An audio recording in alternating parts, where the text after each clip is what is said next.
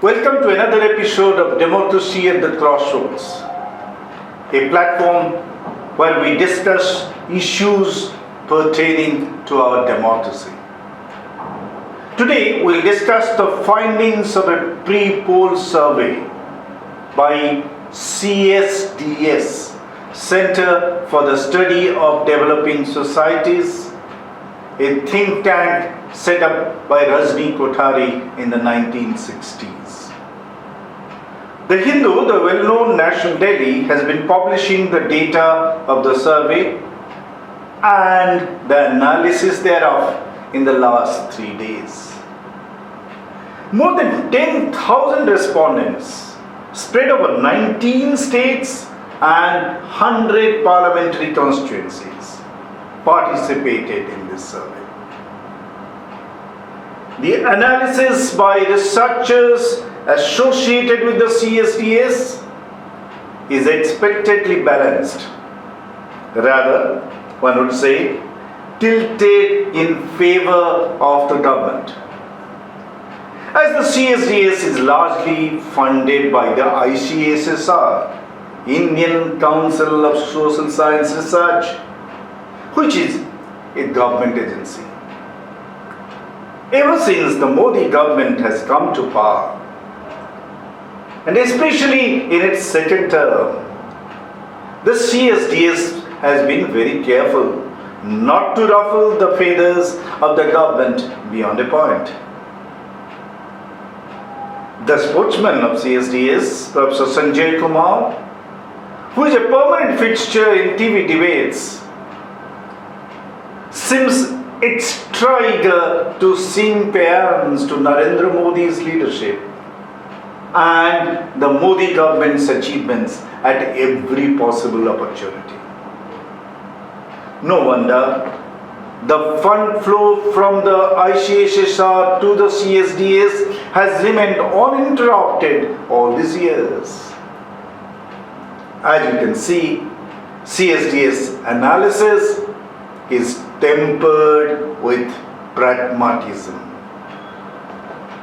So we just need to look at the data thrown up by the pre-poll survey and do analysis of our own. Well, what does that data show?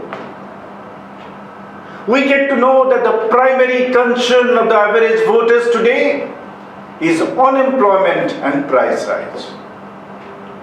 Over 62% of those surveyed, cutting across localities and caste or religion, said that getting jobs had become more difficult in the last 5 years compared to what was the case before. Only 12%, mostly belonging to upper castes, said that unemployment was not an issue for them. Similarly, on the question of price rise, a whopping 71% said the price rise of the basic commodities has made their daily life difficult. To add insult to the injury, as many as 55% respondents said corruption has become the mainstay of their lives.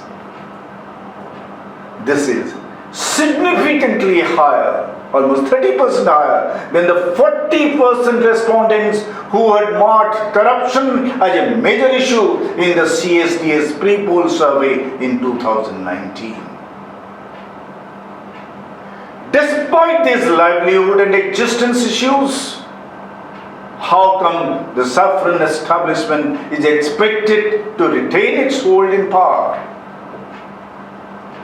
It's because Narendra Modi's BJP believes that the communal politics that it has ushered in will consolidate the Hindu vote bank.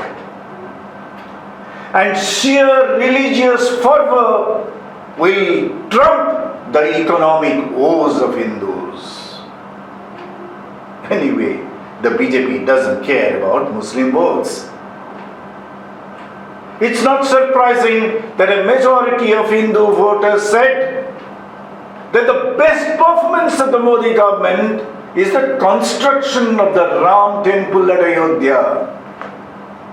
So, they would vote not on Modi government's economic performance, which is a huge negative, but for the Modi government building a temple by destroying a mosque that stood there.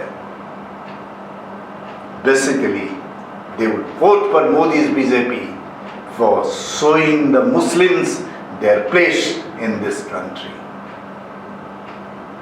The present communal politics that Narendra Modi's BJP has ushered in is just the flip side of the communal politics that Jinnah's Muslim League had indulged in the 1940s. Jinnah had weaponized minoritism for his political gains. Narendra Modi is weaponizing majoritarianism as a political tool to retain power.